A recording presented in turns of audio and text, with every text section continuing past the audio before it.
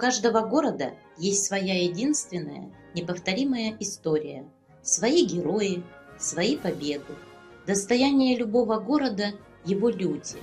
Рудный по праву можно назвать неисчерпаемым источником самоотверженных тружеников, героических личностей, творческих талантов. Об одном из них мы вспомним сегодня. Борис Михайлович Колот. Непосредственный участник любой маломальски заметной стройки в городе, да и в области. Впрочем, и на строительной карте республики есть немало его трудовых автографов. Его имя известно всем строителям республики. Орденоносец, почетный и заслуженный строитель, с 1997 года почетный гражданин города Рудный, многолетний руководитель крупнейшего в стране треста «Соколов-Рудстрой». Борис Михайлович один из немногих, кто работал в Рудный-Соколовстрое со дня его основания.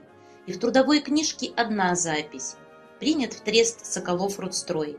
Если не считать многочисленных записей о наградах, о них разговор особый, хотя и в Алма-Аты приглашали, и в Киев на крупные должности. Именно благодаря ему коллектив сохранился в 90-е годы, когда о стабильности приходилось только мечтать. 20-летним выпускником строительного техникума прибыл Колот на новостройку с родной Украины.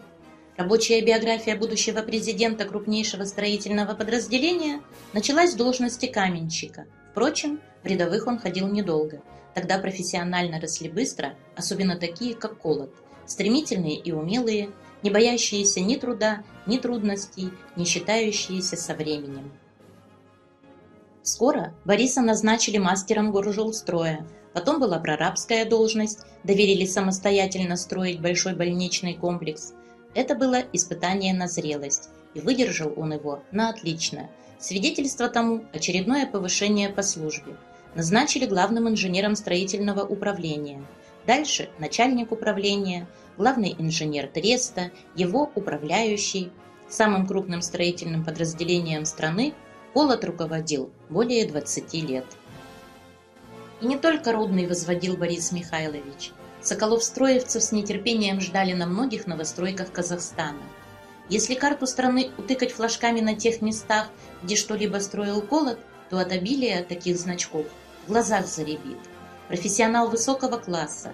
При его непосредственном участии построены многие промышленные объекты ССГПО, Качарского ГОКа, Лисаковского ГОКа, объекты завода «Казогнеупор», «Аргон», школы, садики, больницы, фабрики и заводы. И не только в Рудном, по области всей. Если же брать жилищное строительство, то масштабы просто впечатляют. Более 100 с лишним тысяч квадратных метров в год сдавал трест. Да что область! Знаменитый каток Медео не обошелся без участия соколовстроевцев. Цех жести в Тимиртау, также их рук дело. Кустанайский автовокзал возводил Соколов-Рудстрой и еще много объектов по республике. Из всех своих достижений Борис Михайлович больше всего ценил свидетельства об изобретениях. Их 3. Кто знаком со строительной отраслью, не понаслышке знает, как это нелегко сказать новое слово в такой древней и, казалось бы, всесторонне изученной области. Колоту удалось. Он дважды становился лауреатом выставок достижений народного хозяйства СССР. Перечислять все ордена и медали, звания и регалии, полученные в советский период и в наше время, одного репортажа вряд ли хватит. Он и почетный гражданин города Рудного, и заслуженный строитель республики, и кавалер орденов, и профессор РИИ, награжден орденом «Знак почета», медалями за трудовую доблесть, за доблестный труд, Ерен Янбиеушин, знаком «Шахтерская слава 3-й степени». Сегодня акционерное общество «Рудный Соколовстрой» набирает обороты, а в нем повсюду его ученики, соратники и светлые воспоминания об этом простом, самоотверженном труженике.